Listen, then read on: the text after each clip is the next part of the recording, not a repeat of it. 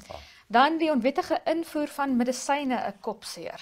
Ja, die storie, weet jy, dit krap my 'n bietjie omdat dit was deur sosiale media blootgestel, ja. Boodskap wat deur parlementslid Job Omapanda gedeel is.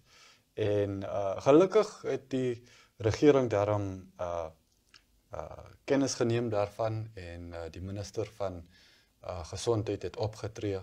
Sy het toe verslag gelewer aan die parlement en dis hoe ons daarvan gehoor het. Te wete gekom het.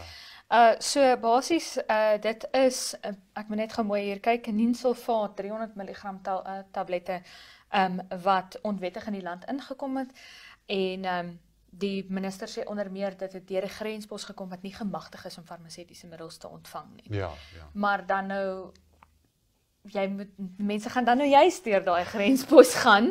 As jy dan nou adverteer, luister, daar's nie kapasiteit daar om te weet wat is farmaseutiese middels en wat is nie, dan gaan hulle mos nou juist daar wil inkom. Ja. Maar dit is ook iets wat die minister gesê het, is daar is 6 mense wat aangestel is om die invoer en inkoms van farmaseutiese middels, van medisyne en so aan moet hanteer, 6 mense vir die hele land.